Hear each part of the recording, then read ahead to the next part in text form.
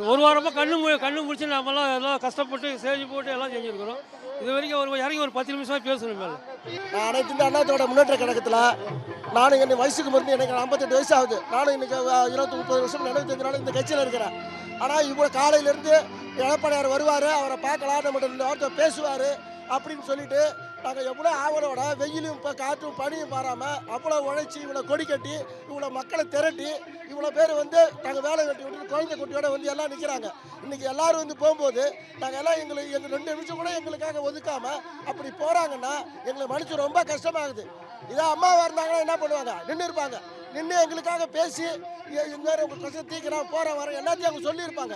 ஆனால் இந்த மாதிரி இவ்வளோ கூட்டத்தை சேர்த்து நாங்கள் போகும்போது அவங்க போகிறது எனக்கு ரொம்ப கஷ்டமாக இருக்குது, மனசு கஷ்டமாக இருக்குது. என் மனநிலைமை தான் இங்கே கூடியிருக்கிற ஆயிரக்கணக்கான மக்களோட மனநிலைமையும். நன்றி.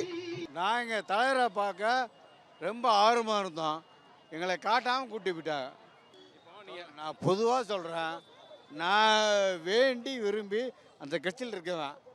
என்ன நான் பார்க்கணுன்னு நினச்சேன், அசிங்கப்படுத்திட்டு போயிட்டார். அதான் எங்கே பேசினார், உள்ளே உட்காந்துட்டு போகிறாரு.